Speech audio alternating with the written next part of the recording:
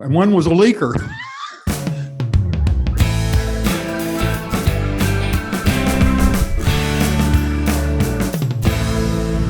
Welcome to Aviva Sings Out, y'all. Watch the first video about HB 1400 linked below. Tell me again, Chairman Powell, why the 16 applicants filed a protest. There was a failure in the due process of the application evaluation. And according to DOS, people who filed a protest would now be the only people who had legal standing to file litigation. To avoid litigation which would hold up the medical cannabis program even longer, Chairman Powell filed a bill to grant all of these protesters medical cannabis licenses and just be done with it. But what do the other legislators and the public think about this? Next, we have the Right Reverend Greg Davis. Watch out, microphone incoming. Here comes a bag. Emily, I think I'm dead. Get that strap off of me. Committee, appreciate y'all. I want to correct something here right off. Okay, but first I must show you how I can lift my eyebrows so high. This issue's been going on for 40 years. The Controlled Substance Therapeutic Research Act 4334 120 is still on the books. It's still law.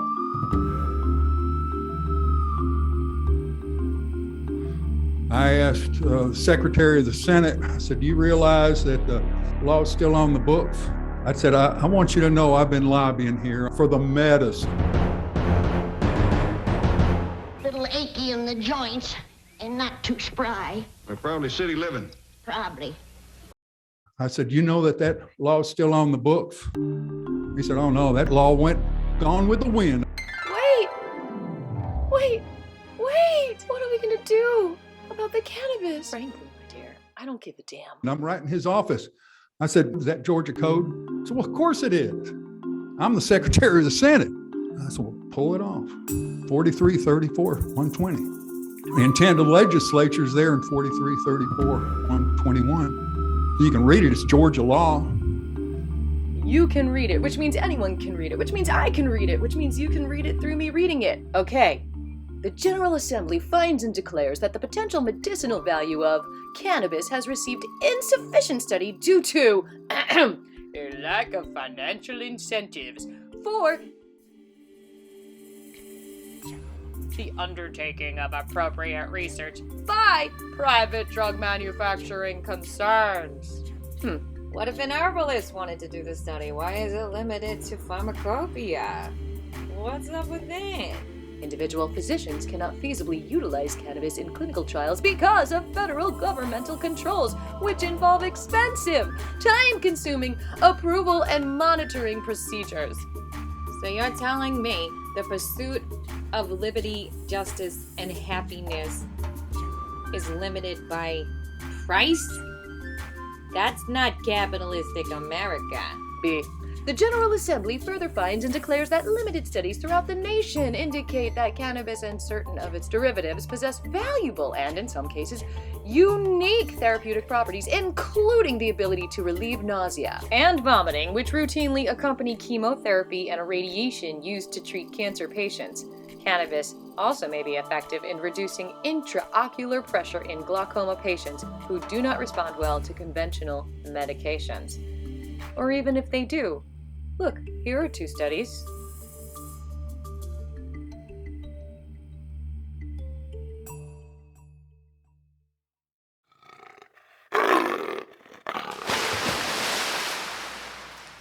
Studying the benefits of this herb, I'm not even going to call it a drug, sounds a lot like medical benefits. Sounds a lot like you cannot consider this a Schedule 1 drug.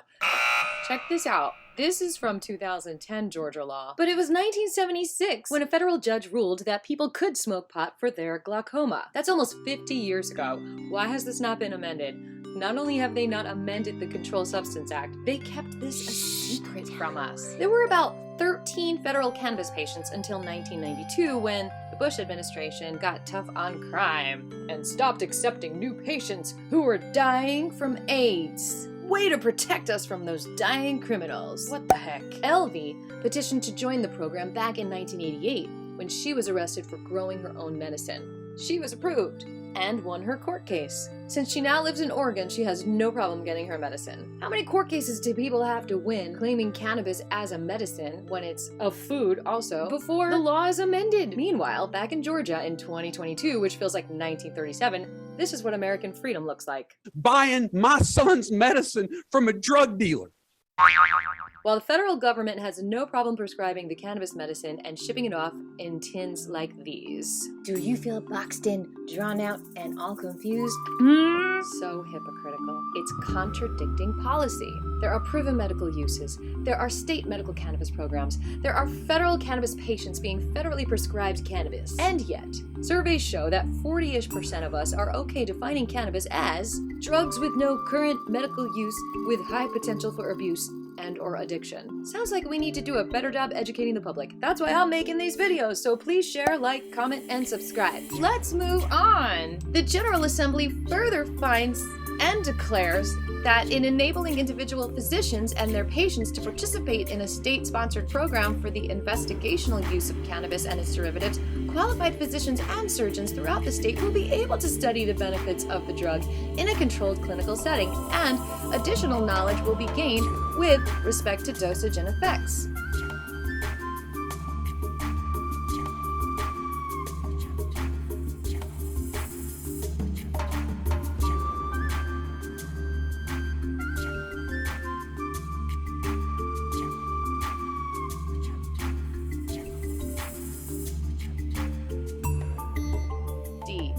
It is the intent of the General Assembly in enacting this article to permit research into the therapeutic applications of cannabis and its derivatives in cancer and glaucoma patients.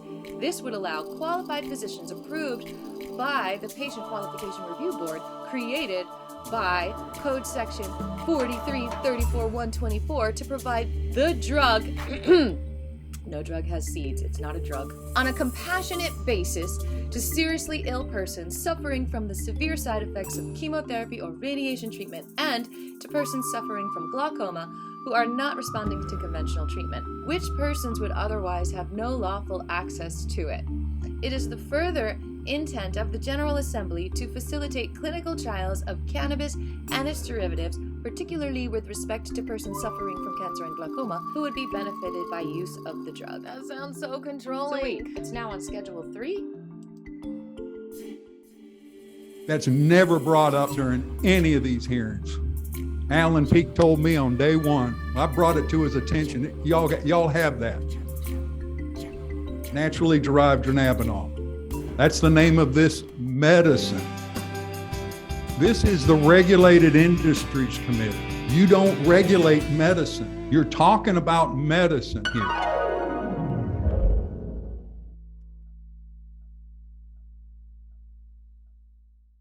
I healed my first patient of non-Hodgkin's lymphoma in 2009 after watching Run from the Cure, the Rick Simpson story. I went to Jamaica and came back with condoms full of hash oil. And one was a leaker. That was a rough trip. So Sharon Cooper on 2014, she said, I told her, I said, you have to have this in non-civil judiciary committee. That's where this has to be. She said, I talked to Rick Allen. I said, you're going to hear from Rick Allen. Rick Allen testified at those hearings, and he said, we got folk out there now cooking up medicine like Granny around the cement pond. And that's still going on today. That's where this ministry gets medicine from, literally. The mystery of what's going on here, Chairman Powell, I know you're upset with all of this, and I feel for you. I do, believe me. You know I do. I was standing right there when John and Mo and you, this ministry had already set the stage for the sandbag. The Senate sandbag, my legislation.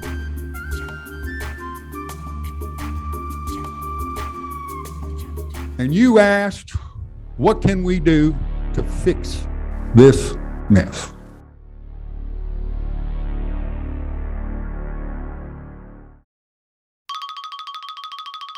because it's a mess. It's not just a mess here in Georgia. It's not just a mess here in this country. It's a mess in Australia. It's a mess in England. It's a mess all over the world. This is the tree of life. When I first was told that, I said, Donnie,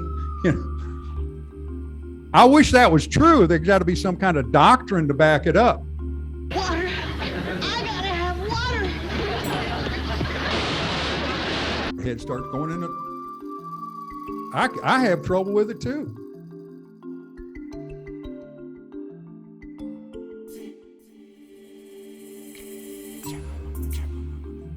I heal people, I treat people of pain management. You got this right here. Pain management. That's naturally derived dronabinol. That's the name of this medicine. You take a look and the fine print is here. The DEA will not license this. It's approved for marketing as a Schedule III medicine by the FDA. They won't license it. There is one approved formula, and that's the generic substitute.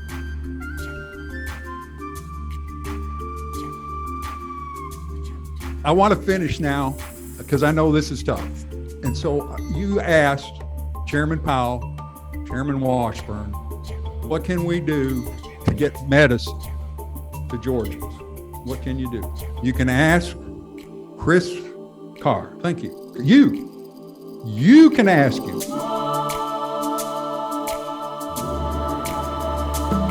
Ask him this. Are the monastery of the Holy Spirit exempt?